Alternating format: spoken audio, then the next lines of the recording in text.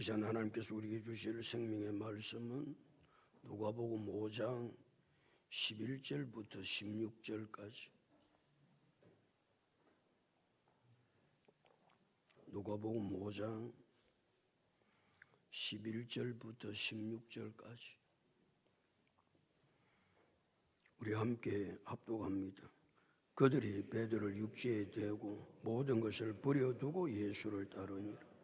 예수께서 한 동네에 계실 때에 온몸에 나병 들린 사람이 있어 예수를 보고 엎드려 구하여 이르되 주여 원하시면 나를 깨끗하게 하실 수 있나이다 하니 예수께서 손을 내밀어 그에게 대시며 이르시되 내가 원하노니 깨끗함을 받으라 하신대 나병이 곧 떠나니라. 예수께서 그를 경고하시되 아무에게도 이르지 말고 가서 제사장에게 내 몸을 보이고 또 네가 깨끗하게 됨으로 인하여 모세가 명한 대로 예물을 드려 그들에게 입증하라 하셨더니 예수의 소문이 더욱 퍼지며 수많은 무리가 말씀도 듣고 자기 병도 고침을 받고자 하여 모여오되 예수는 물러가사 한적한 곳에서 기도하시니라. 할렐루야. 여사는 인사합니다. 잘 되고 있습니다. 잘 될 줄로 믿습니다. 기도하고 순종하면 더 잘 됩니다. 오늘 인생 최고의 날입니다. 인생 최고의 축복은 예수 믿는 것입니다. 할렐루야. 예수님께서 시몬에게 깊은 데로 가서 그물을 내려 고기를 잡으라 그렇게 말씀하셨습니다. 예수님의 말씀을 들었던 시몬은 우리들이 밤이 새도록 수고하여 잡은 것이 없지만 말씀에 의지하여 내가 그물을 내리리다. 가서 그물을 내렸더니 고기가 심히 많이 잡혀 그물이 찢어지는지라 그랬어요. 그물을 조금만 움직이면 찢어질 것 같으니까 시몬은 다른 배에 있는 동무에게 손짓해서 도와달라고 하는 거예요. 그 동무라서 도와서 고기를 실었는데 두 배에 가득하고 물에 잠기게 되었더라. 기적이 일어났죠. 한 번도 경험해 보지 못한 놀라운 역사가 시몬의 삶 속에 나타나. 이 놀라운 고기 잡힌 것을 보고 시몬 베드로가 취한 행동이 있습니다. 그 취한 행동이 예수님의 무릎 아래 엎드리는 것입니다. 무릎 앞에 딱 엎드렸습니다. 무릎 아래 엎드린다는 말은 내 자아와 자존심을 버린다는 이야기입니다. 예수를 믿는데, 예수를 따르는데 내 자아, 내 자존심이 있으면 절대 예수 못 믿습니다. 내 자아와 자존심을 다 내려놓고 예수의 무릎 아래 엎드렸다는 말은 나는 당신의 종이 되겠습니다. 그런 뜻입니다. 그러니까 예수님은 자기 평생에 지금까지 이런 일이 없었는데 예수님의 말씀에 순종해서 깊은 곳에 가서 그물을 내려서 고기를 잡았더니 고기 잡힌 것이 심히 많아 그물이 찢어지는 이 사건 앞에 베드로는 무릎을 꿇지 않을 수가 없었습니다. 내가 예수님의 종이 되겠습니다 고백하지 않을 수가 없었던 시몬 베드로는 예수님 이렇게 고백합니다.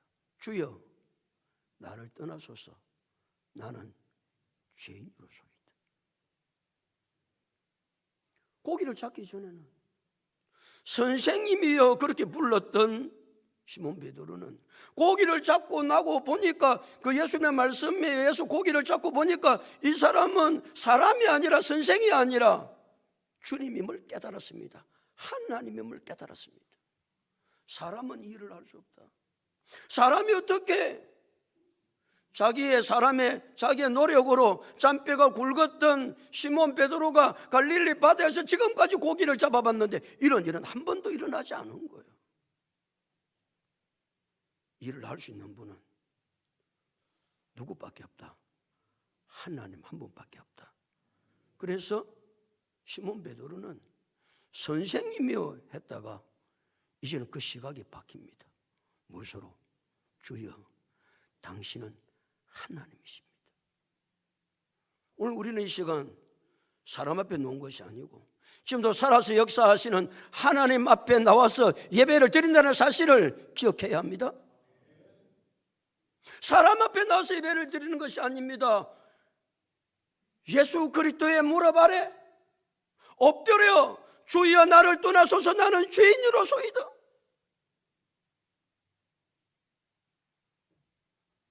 나를 떠나소서 나는 죄인으로소이다 고백할 수밖에 없었던 것이죠. 사람으로 생각하고 사람을 대할 때는 자기 허물과 죄가 안 보였던 거예요. 그런데 예수님이 사람이 아니라 하나님인 것을 깨달았을 때 하나님은 거룩하시고 죄가 없으시고 험도 없으시고 기도 없으신 그분 앞에 섰을 때 베드로 자기 자신은 만무보다 거짓되고 힘이 부패하고 죄악으로 가득 찬 자기 자신을 발견했을 때 그 거룩하신 하나님과 함께 있을 수가 없는 거예요. 그 공간 안에 함께 있을 수가 없는 거예요. 그래서 주여 떠나소서 나는 죄인으로소이다 고백한 거예요. 오늘 우리가 주님 앞에 놓을 수 없습니다. 우리가 주님 앞에 오늘도 담대하게 놓을 수 있었던 것은 오직 예수 그리스도의 십자가의 보혈의 능력 때문에 그 보혈이 우리의 죄를 덮어주셨기 때문에 우리가 주님 앞에 나와서 하나님의 얼굴을 보고 예배드릴 수 있게 된 줄로 믿습니다. 베드로의 동업장인 야고보 요한은 고기가 힘이 많이 잡힌 것을 보고 놀랐다. 세상에 어떻게 이런 놀랐다는 말은 큰 두려움과 무서움에 휩싸였다. 얼마나 두렵고 얼마나 무서운지 얼마나 놀라운 사건이 벌어졌는지. 사람이 큰 두려움과 무서움에 휩싸이면 마음에 평안이 없습니다. 하나님은 늘 원하시는 거 계세요. 우리의 마음이 평안하기를 원하세요. 세상 가운데 염려, 근심, 걱정, 초조, 불안, 무서움, 두려움이 찾아올 때 우리 마음 가운데 평안이 없습니다. 그냥 놀라운 것은 이런 마음을 가지고 있다가도 주님 앞에 나와서 말씀을 듣고 찬양을 하고 기도를 하면 불안, 염려, 초조, 근심은 다 떠나가고 하나님 우리 마음 가운데 세상에 감당할 수 없는 평안을 주시는 줄로 믿습니다. 그래서 우리가 예배드리고 돌아갈 때마다 예수 믿은 지 얼마 안 된 사람들에게 늘 물어보면 교회 오니까 어떠냐 물어보면 동일한 대답이 있습니다. 목사님, 내가 마음이 너무 편안합니다. 마음이 얼마나 평안한지 모릅니다. 왜요? 세상 가운데 살아가다가 염려, 불안, 초조, 근심, 두려움, 무서움 가운데 살아가던 우리의 마음에 평안이 없다가 하나님 앞에 나와서 예배를 드리고 말씀을 듣고 기도하고 찬송을 하면 염려, 근심, 불안, 초조는 다 떠나가고 두려움도 떠나가고 무서움도 떠나가고 하나님이 우리에게 평강을 주시기 때문인 줄로 믿습니다. 그래서 예수님은 친히 요한복음 14장 27절에서 평안을 너희에게 끼치노니 곧 나의 평안을 너희에게 주노라 말씀하셨죠. 여러분, 한 주간 동안 살아가면서 염려와 근심과 불안과 초조, 무서움 이렇게 해서 어떻게 하지? 오늘도 그런 우리의 심령 속에 하나님은 평강 주시기를 원하시니까 오늘도 말씀을 듣고 기도하고 찬송하는 중에 여러분의 심령 속에 주님 주시는 평강이 넘쳐날 수 있기를 예수님의 이름으로 축복합니다. 우리의 매일의 삶 속에 그래서 주님 앞에 주일마다 찾아 나와 내가 말씀을 듣고 기도하고 찬양하는 중에 세상이 줄 수 없는, 세상이 내게 줄 수 없는 평강이 우리 속에 가득하게 되는 것이죠. 무서워하지 말라고 말씀하셨던 예수님은 시몬 베드로에게 이제부로는 내가 사람을 취하리라 말씀하셨습니다. 지금까지 베드로는 무엇을 취하는 사람이었는데, 고기를 취하는 사람이었는데, 이제부로는 내가 무엇을 취하리라? 사람을 취하리라. 사람을 취한다는 말은 사람 낚는 어부가 된다는 말이에요. 그러니까 주여 나를 떠나소서 나는 죄인으로소이다 고백했던 베드로에게 예수님이 주신 사명은 내가 사람을 취하리라. 누구든지 예수님을 주님이라고 고백하고 주여 나를 떠나소서 나는 죄인으로소이다 고백할 때 모든 사람에게 동일하게 주신 사명은 사람을 취하는 사명을 주셨다는 사실입니다. 여러분, 베드로의 많은 고기를 잡히고 나서 주여 나를 떠나소서 나는 죄인으로소이다 고백하는 베드로에게 예수님이 줄 사명이 많지 않았겠어요? 그 예수님은 다른 사명을 주시지 않았습니다. 오직 한 가지 사명만 주셨습니다. 이제부로는 내가 무엇을 취하리라? 사람을 취하리라. 무슨 말씀이죠?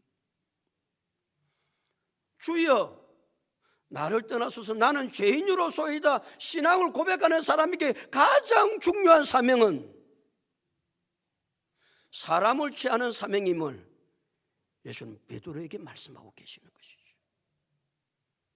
사랑하는 성도 여러분, 우리가 예수를 믿고 주여 나를 떠나소서 나는 죄인으로소이다 고백하는 우리에게 제일 중요한 사명이 무엇이라고요? 사람을 취하는 것입니다. 이 사명, 주님 나라 갈 때까지 이 사명이 제일 귀한 사명이에요. 이 사명이 제일 중요한 사명임을 깨닫고 이 사명을 잘 감당할 수 있는 우리 모두가 다 될 수 있기를 예수 그리스도 이름으로 축복합니다. 11절 다 같이 읽어볼까요? 11절 다 같이 읽겠습니다. 시작.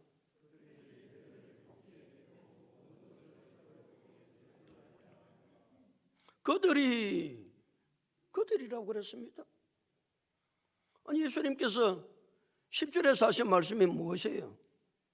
이제부로는 내가 사람을 취하리라.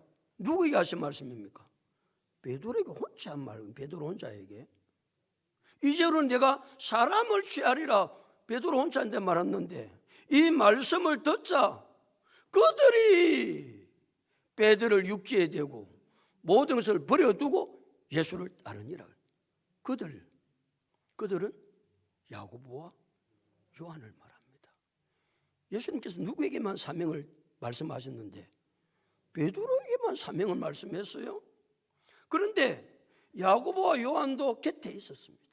아니 직접 가서 손짓해서 오라고 해서 손짓해서 가서 그물에 있는 고기를 실어서 2배 채워서 물에 잠기게 되어서 끌고 왔을 때 베드로가 예수의 무릎 아래 엎드렸어요. 주여 나를 떠나소서 나는 죄인으로소이다. 이 고백하는 소리, 이 고백의 소리를 듣고요 예수님은 이제부로는 내가 사람을 취하리라. 그럼 베드로만 따라 움직이면 되는데 야고보와 요한도 함께 움직입니다. 야고보와 요한은 베드로와 무슨 관계였다? 동업자였습니다. 동업자는 어떤 사람이라고 그랬습니까? 우리 매일은 이해득실 따져가지고 득 보면 동업하고 손해 가면 안 하고 이런 동업 말고 베드로와 야고보와 요한의 동업은 어떤 동업이라고 그랬습니까? 생사고락을 같이 하는 동업이었다 그랬습니다. 아주 밀접한 관계, 조금 못 사는 관계예요. 아니 동업을 하면 우리는 보통 동업하다가 맘 안 맞으면 그냥 다 내팽개치고, 아니 동업하다가 자칫 잘못하면 뭐 되고, 안 해봤는가 봐. 원수 되고. 그냥 동업을 절대 못하게 하는 거 아니에요. 원수 된다고. 왜? 조금만 지 손해 가면 그냥 다 그냥 욕하고 난리거든요. 그런데 베드로와 야고보의 동업은 무엇을 같이 하는 동업자였다? 생사고락을 같이 하는 동업자였습니다. 그러니까 무슨 말이에요? 네 죽으면 내도 죽고, 네 살면 내도 살고, 할렐루야. 이게 동업자예요, 동업자. 그러니까 지금까지 베드로와 야고보, 요한의 동업은 육체적인 동업이에요. 고기 잡는 동업이었어요. 그런데 동업의 종목이 바뀝니다. 뭐 동업자로? 영적인 동업자로, 사람을 낚는 동업자로. 할렐루야. 그러게 이 세 사람은 동업자이기 때문에 고기를 잡을 때도 생사고락을 같이 했을 뿐만 아니라 예수를 믿고 난 이후에 베드로에게 그 말씀을 주시니까 우리는 죽고 생사고락을 같이 하는 사람인데 베드로님만 가냐? 우리도 가겠다. 그런 결단이거든요. 영적인 동업자가 된 거예요. 영적인 동업자. 그래서 성경은 완전히 세 사람의 이름이 같이 등장합니다. 베드로, 야고보, 요한. 왜 이 세 사람의 이름이 등장하시는지 아시겠어요? 육체적인 동업을 했던 그들이 예수님께서 이제부로는 내가 사람을 취하리라 그 말씀을 주셨을 때에 그 말씀은 베드로에게 주신 말씀이에요. 그런데 동업자인 야고보, 요한도 아니다. 우리도 같이 가겠다. 네 죽는데 우리도 같이 죽는다. 네가 하는 일을 우리도 같이 한다. 우리는 세상의 동업도 잘해야 되지만 우리 예수 그리스도 나의 구주로 고백하는 사람은 영적인 동업자다.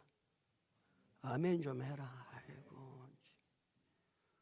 우리 온 성도는 뭐의 동업자다? 영적인 일에 하나님이 원하는 일에 동업자다. 그러면 동업자니까 우리는 예수님 원하시는 일을 하다가 살 때도 같이 살고, 대답 좀 하라니까. 살 때도 같이 살고, 예수님 믿고 주님 일을 할 때 힘들고 어려워서 죽을 때도 같이 죽고, 아이고 니만 죽을 목사님만 죽고 뭐 우리는 살아야 안 되겠네. 또 그래라 인생들아. 아이고. 우리는 동업자라니까. 영적인 일에 하나님께서 원하시는 일에 베드로와 야고보는 동업자였습니다. 동업자가 되려면 자기 생각을 먼저 내려놓아야 됩니다. 동업을 하려면 내 생각을 내려놔야 되거든요. 두 번째, 내 욕심을 내려놔야 됩니다. 세 번째, 동업하는 그 일에 내가 힘들고 어려워도 최선을 다해서 함께 해야 된다. 이게 동업자입니다. 동업자입니다. 얼마나 베드로와 야고보, 요한이 멋있는지 몰라요. 그냥 예수님께서 이제로는 내가 사람을 취하리라 말씀했더니 고기 잡는 데 동업자였던 야고보, 요한은 니만 그렇게 하면 되냐? 우리도 갈게.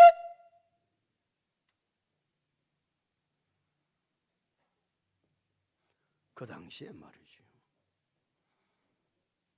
베드로가 예수님의 말씀을 듣고 그물을 내려 고기를 잡았어. 또 예수님께서 하시는 말씀을 야고보, 요한만 들은 게 아니에요. 많은 사람들이 운집에 있었거든요. 얼마나 많은 사람들이 있었는지 모릅니다. 그런데 놀라운 것은 시몬 베드로에게 하나님께서 말씀을 주셔서 베드로가 사람을 낚는 어부가 되기 위해서 나아갈 때 두 사람만 따릅니다. 그 사람이 야고보, 요한입니다. 다른 사람은 뭐하고 있었죠? 다른 사람 지금 뭐하고 있냐고? 구경하고 있지. 아이고. 걔도 마찬가지입니다. 구경꾼 많습니다. 동업 안 합니다. 동업.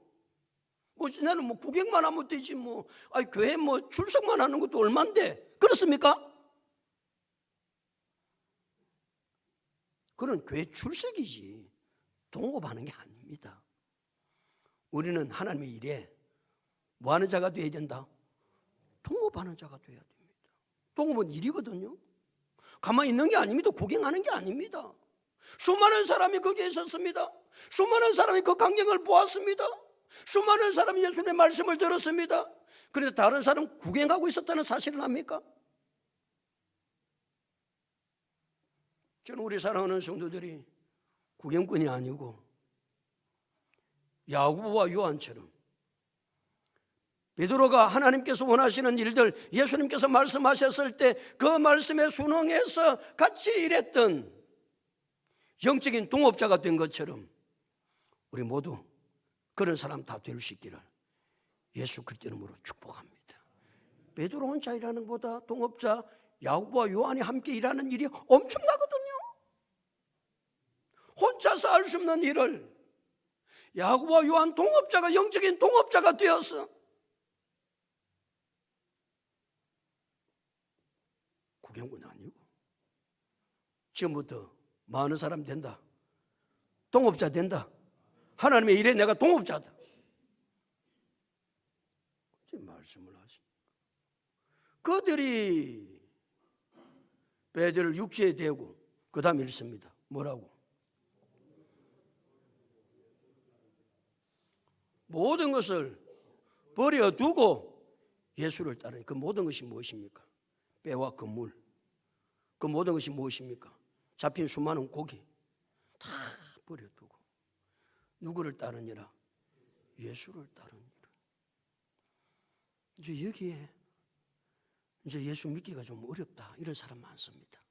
예수 믿으면 모든 것을 뭐 해야 되는 줄 알고 다 버려야 되는 줄 알고, 야, 예수 믿으면 다 버려야 된단다. 다 버려야 된단다. 그렇게 자신이 없는 거지요. 자신이 없는 거요. 모든 것을 버려두고 예수를 따르니라. 그 말은 가정도 버리고 직장도 버리고 사업도 버리고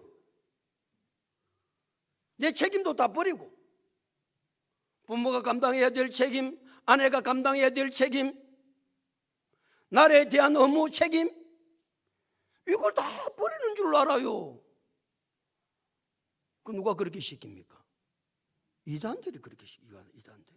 그 이단은 저 안에 딱 들어오면 누구도 버리라고 그럽니까? 부모도 버리라. 부모도.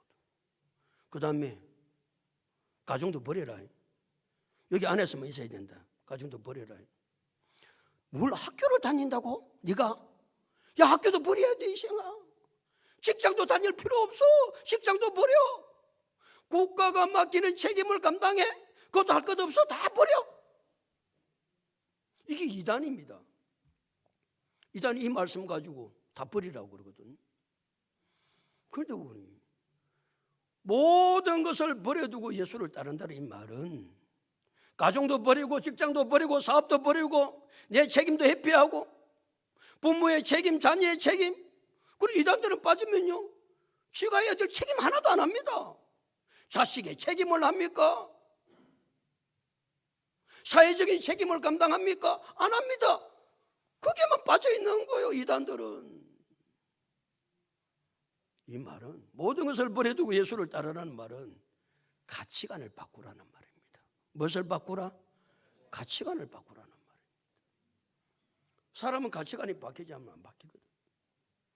가치관은 내가 전에 하던 것보다 이 일이 더 귀하고 중요하고 가치 있다고 생각할 때 사람은 가치관이 바뀌는 겁니다. 사도 바울이 예수를 믿기 전에는 예수 믿는 사람을 잡아 죽이려고 그러잖아요. 그런데 다메섹 도상에서 부활하신 예수님을 만나요. 예수를 만났던 바울은 가치관이 이렇게 바꿔집니다. 빌립보서 3장 7절 8절. 무엇인지 내게 유익하던 것을 내가 그리스도를 위하여 해로 여길 뿐더러 내 주 예수 그리스도를 위하여 그 지식을 아는 것이 가장 고상하기 때문에 내가 모든 것을 해로 여긴다. 그러니까 지금까지 자기는 말이죠, 감말리알 문화에서 빼앗던 학문, 지금까지 세상에 가졌던 모든 것들이 가치 있는 것인 줄 알고 그렇게 살았는데 부활하신 예수님을 딱 만나고 나니까 무엇인지 내게 유익하던 것을 내가 그리스도를 위하여 해로 여김은 내 주 그리스도 예수라는 지식이 가장 고상하기 때문이라. 예수를 아는 것보다 고상한 것이 이 세상에 없어. 그러니까 가치관이 바뀌어. 가치관. 또 모든 것을 버려두고 예수를 따르라는 말은 삶의 우선순위를 바꾸라는 말이에요.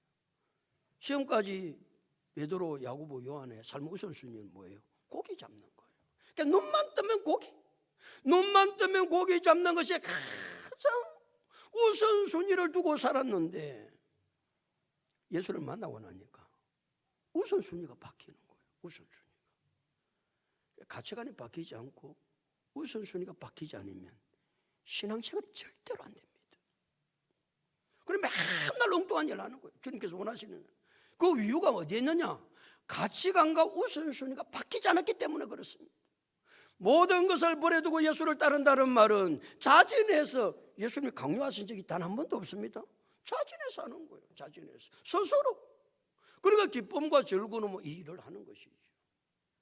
믿음 생활은 내 스스로 은혜 받고 기쁘고 감격해서 해야 되는 줄로 믿습니다. 강요해서 신앙생활은 절대 안 됩니다. 거기 잡아놓는다고, 이단들 매일 거기 잡아놓는다고 되는 게 아닙니다. 그들이 베드로를 육지에 대고 모든 것을 버려두고 예수를 따랐던 것처럼, 그 말은 다 핑계치고 예수 따르라 그 말 아닙니다. 여러분, 가치관이 변화되고 우선순위가 변화되고 여러분 스스로 자진해서 주님께서 원하시는 놀라운 일들을 이루어갈 수 있는 거룩한 사람들이 될 수 있기를 예수님의 이름으로 축복합니다. 이게 신앙생활입니다. 신앙생활. 12절 다 같이 읽어보실까요? 12절 다 같이 읽겠습니다. 시작.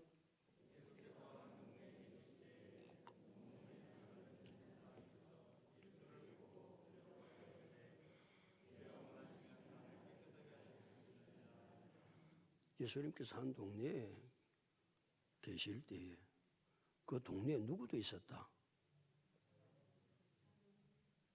그렇게 어렵습니까? 그 있은 사람 한 사람이 있잖아. 온몸에 나병 들린 사람이 있었다. 그렇게 성경이 말씀하고 있잖아요. 나병은 불치의 병입니다. 나병은 저주의 병입니다. 나병은 부정한 병입니다. 나병은 전염병입니다. 그런데 이 사람의 나병은 손에만 온 게 아니고 그 나병이 어떻게 되었다? 온몸에 걸렸습니다. 온몸에.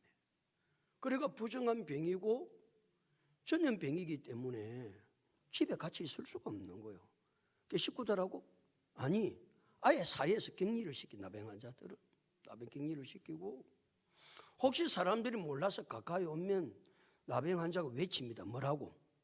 나는 부정하다. 나는 부정하다. 그렇게 외치는 거예요. 가까이 와서 자기가 만나면 부정하게 되니까 못 오게 하는 거예요. 여러분, 혹시 여러분의 삶이 이와 같은 지경이 있으면 어떻게 하시겠어요? 우리는 조금만 어려움 와도 난리잖아요. 우리는 조금만 어려움 와도 난리인데, 여러분, 내 온몸에 나병이 걸렸다. 그래서 가정에서 사회적으로 격리돼서 혼자, 아무도 나를 도와주는 사람 없이, 아무도 나에게 관심 가져주는 사람 없이 내가 나병에 걸려서 그렇게 되었다. 그럼 어떻게 하시겠어요? 얼마나 원망하고 얼마나 낙심되고 좌절과 절망 가운데 자포자기하고 내가 이렇게 인생 살아서 뭐 하겠나? 그럼 마음에 안 들겠어요? 우리 뭐 조금만 일만 생기도 난리인데, 온몸에 나병 걸려서 이건 가능성이 없는 불치의 병이에요. 저주의 병이요. 부정한 병이요. 전염병입니다. 아무도 옆에 오면 안 됩니다. 이 사람은 절망할 수밖에 없고 낙심할 수밖에 없고 좌절할 수밖에 없어. 인생을 포기할 것 같은 온몸에 나병 걸린 이 나병 환자 어떻게 하십니까? 다시 12절. 예수께서 한 동네에 계실 때 온몸에 나병 들린 사람이 있어 그 다음에 읽습니다. 시작. 됐습니다. 누구를 바라봅니까? 예수를 봅니다. 여러분 절망하세요? 낙심되세요? 삶을 포기하고 싶으세요? 나병 환자는 그런 절망 가운데서 한 가지를 시도합니다. 누구를 바라본다? 예수를 바라보는 거예요. 믿음의 주요 온전케 하신 이 예수를 보자. 예수를 바라봅니다. 오늘 예수님을 볼 수 있기를 축복합니다. 예수님을 봐야 삽니다. 여러분 절망을 무엇으로 이길 수 있겠어요? 낙심을 무엇으로 이길 수 있겠어요? 여러분 세상 것으로 이길 수 있습니까? 그게 가능합니까?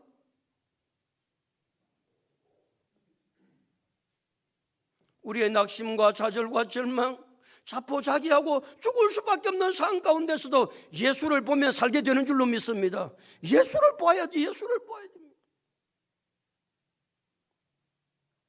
절망을 보지 말고 내 나병 걸린 거 보지 말고 예수를 봐. 예수를 봐. 예수를 보고 엎드려 뭐하니? 성경에 그대로 엎드려 뭐하니? 구하니 그래서. 그러니까 예수님을 찾으면 그 다음에 해야 될 일이 뭘 해야 된다? 구해야 됩니다. 기도해야 됩니다. 사람들은요, 내가 절망 가운데 낙심 가운데 좌절하고 내가 전염병에 걸렸다. 사람들은 나를 그들도 안 봅니다. 사람들은요. 근데 놀라운 것은 예수님은요, 얼굴만 딱 쳐다봐도 아이고 그래 네가 왔냐? 그래. 예수님은 그러신다니까. 아무도 우리를 그렇게 맞아주는 자가 없습니다. 맞아 죽디까? 그 예수님 친히 말씀하세요. 마태복음 11장 28절에서 30절. 수고하고 무거운 짐진 자들아 다 내게로 오라. 내가 너희를 쉬게 하리라. 나는 마음이 온유하고 겸손하니 나의 멍에를 메고 내게 배우라. 그러면 너희 마음이 힘을 얻으리니 이는 내 멍에는 쉽고 내 짐은 가벼움이라 하시니라 그랬습니다. 사랑하는 성도 여러분, 여러분 뭐 다른 게 살 길이 있는 것 같습니까? 다른 데 소망이 있는 것 같습니까? 우리의 소망은 오직 예수 그리스도 한 분밖에 없다. 이게 깨달아져야 예수를 봅니다. 예수를 찾습니다. 예수님께 구합니다. 이 온몸에 나병 걸린 이 나병 환자, 불치의 병이요, 저주의 병이요, 부정한 병이요, 전염병인 이 병, 사회에서 격리되고 아무도 알아주지도 않는 예수님 앞에 엎드려 구합니다. 왜 구합니까? 구하면 주시니까. 우리의 문제는, 어려운 문제는 반드시 뭐에 해결된다? 하나님 앞에 기도해야 해결된다. 아멘. 기도하지 않고 해결될 줄 압니까? 버티지 마세요. 내가 할 수 없는 인간의 문제는 하나님이 해결할 수 있는 방법을 우리에게 제시하고 있습니다. 그것이 무엇입니까? 기도입니다. 버틴다고 될 것 같습니까? 주님 앞에 납작 엎드려서 구하면 하나님이 들어주십니다. 그래서 마태복음 7장 7절 구하라 그리하면 뭐 하실 것이요? 너에게 주실 것이요. 약속하고 있습니다. 그러니까 온몸에 나병 걸린 이 나병 환자는 예수님을 먼저 찾습니다. 예수님을 바라봅니다. 살 길이 예수밖에 없음을 압니다. 지금까지 다 안 해봤겠어요? 예수님 앞에 구합니다. 구하여 이르되 그 다음 말씀 볼까요? 구하여 이르되 무엇을 어떻게 하는지. 구하여 이르되 그 다음에 시작.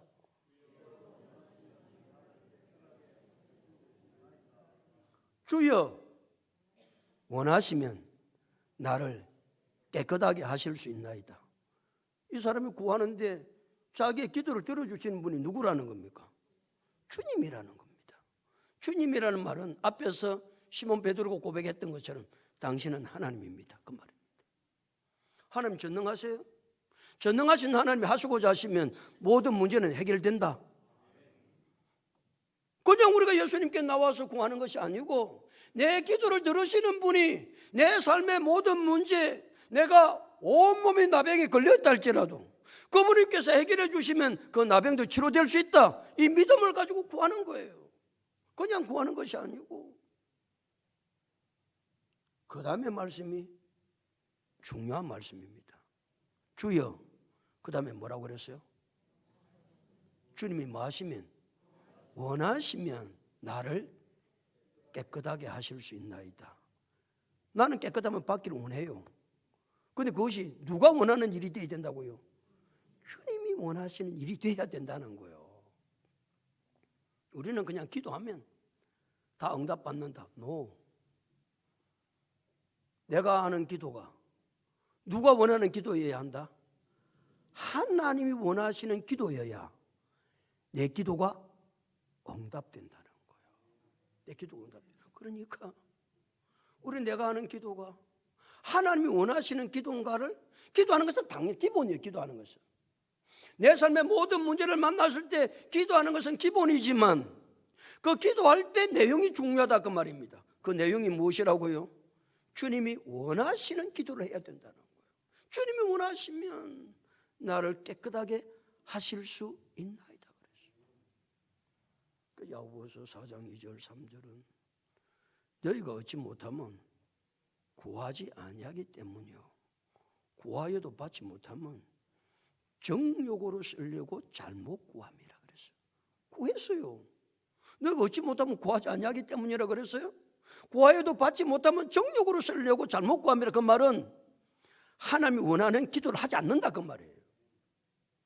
그리고 우리가 기도를 할 때 하나님 반드시 우리의 기도를 들어주세요. 응답해 주세요. 그런데 하나님이 어떤 기도에 응답해 주신다? 하나님의 뜻에 맞는 하나님이 원하시는 기도를 해야 응답해 주시는 줄로 믿습니다. 예수님이 친히 요한복음 15장 7절에서 너희가 내 안에 거하고 내 말이 너희 안에 거하면 무엇인지 원하는 대로 구하라. 그리하면 이루리라 그랬습니다. 원하는 대로 다 이루어집니다. 근데 앞에 전제 조건이 있었죠. 그 전제 조건이 뭐라고요? 너희가 내 안에 거하고 내 말이 너희 안에 거하면 무엇이든지 원하는 대로 구하라. 그리하면 이루리라. 그러니까 하나님의 뜻에 맞는 기도를 해야 된다는 거예요. 그래서 예수님은 또 마태복음 6장 33절에서 그런즉 너희는 먼저 그의 나라와 그의 의를 구하라고 그러잖아요. 그냥 아무데나 기도하면 되는 게 아니고 우리가 기도하는 것은 무엇이라고요? 그 기본이에요. 기본. 성도가 기도하는 것은 기도가 뭐 하라 마라 그거는 뭐 차원이 아니고 기도하는 것은 기본인데 기도할 때에 어떤 기도를 해야 응답을 받는다? 하나님이 원하시는 기도를 해야 응답을 받는다. 할렐루야. 예수님이 마지막에 기도하시는 장면 한번 생각해 보십시오. 예수님의 마지막의 기도는 십자가 위에서 하기는 해요. 그러나 예수님의 마지막 기도는 우리는 겟세마네 동산의 기도가 예수님 이 땅의 마지막 기도라고 생각해요. 그때 예수님이 마태복음 26장 39절에서 예수님 뭐라고 기도하시는지 아세요? 나의 원대로 마시옵고 누구의 원대로 되기를 원하나이다? 아버지의 원대로 되기를 원하나이다. 그렇게 기도하세요. 나의 원대로 마시옵고 아버지의 원대로 되기를 원하나이다. 그렇게 기도해요. 그러니까 우리가 기도할 때 중요한 것을 놓치면 안 됩니다. 내가 하는 기도가 누가 원하는 기도인지 하나님이 원하시는 기도인지를 다 살펴보고 기도를 해야 합니다. 지금 뭐 시대는 뭐 라디오를 듣는 시대가 그게 아니죠. 근데 뭐 차를 타고 가다가는 라디오를 듣고 싶을 때가 있습니다. 뭐 뉴스를 듣고 싶을 때. 그 뉴스는 그래도 KBS가 뉴스를 저는 잘한다고 생각하고, KBS에서 들려주는 뉴스를 들으려고 그러면 KBS에 무엇을 맞춰야 된다? 주파수를 맞춰야 합니다. KBS에서 들려주는 소리를, 뉴스를 들으려면 KBS의 주파수를 맞추지 아니하면 절대로 들려지지 않습니다. 근데 우리는 주파수를 안 맞춰요. 주파수를 안 맞추고 뭐 안 된다고, 소리 안 들린다고, 하나님이 응답을 안 해주신다고, 목사님 맨날 기도만 하면 응답해 주신다고 그 샀더만 왜 안 된다는 거예요? 뭘 안 맞추기 때문에? 주파수를 좀 맞춰봐라. 주파수를 좀. 엉뚱한 짓 하지 말고 주파수를 맞춰야 소리가 들리지. 주파수 안 맞추고 있으면 찌찌찌찌찌 그러잖아. 더 신경질 나지. 우리의 기도가 그렇다니까. 주파수도 안 맞춰놓고 말이지, 기도해도 안 된다고 말이지. 아이고 뭐 그래가지고 신경질이 난다나 뭐. 라디오가 고장났다고요? 하나님 죽었다고요? 정신 차리세요, 정신. 그러니까 말이에요. 우리가 어떻게 살아야 될지도 그냥 모르고 대충대충 그냥 대충대충 신앙생활 하면 됩니까? 신앙생활을 대충대충 하는 게 아닙니다. 정확하게 해야 합니다. 기도도 정확하게 해야 합니다. 사랑하는 성도 여러분, 오늘 하나님께서 우리에게 주시는 이 말씀들을 마음에 깊이 새겨보십시오. 예수님께서 시몬 베드로에게만 이제로는 내가 사람을 취하리라 했는데, 그들이 야고와 요한도 함께 동업합니다. 고기 잡는 일에 함께 동업했던 야고보와 요한은 베드로가 사람 잡는 어부가 되어서 사람을 취하리라 영적인 일에 헌신하니까 우리도 같이 간다. 우리 동업자 아니냐? 동업자. 우리 모두는 동업자다. 아멘. 뭐 아니다? 구경꾼 아닙니다. 하나님의 동업자입니다. 그럴 때 동업할 때 놀라운 역사를 이루어갈 수 있습니다. 모든 것을 버리고 예수를 쫓는다는 말은 집도 버리라, 직장도 버리라, 학교도 버리고, 내가 해야 될 업무도 버리고, 국가 해야 될 책임도 내가 해야 될 거 버리고 아니올시다. 그리고 이단들이 하는 이단들이, 그 말은 가치관을 바꾸고 우선순위를 바꾸고 내가 자발적으로 주님께서 원하시는 일에 동참하기를 하나님은 원하고 계신다. 온몸에 나병 걸린 환자, 불치의 병입니다. 저주의 병입니다. 부정한 병입니다. 전염병입니다. 낙심할 수밖에 없고 좌절할 수밖에 없고 자포자기할 수밖에 없는 그런 상황이 놓였지만 이 나병 환자는 그리하지 않습니다.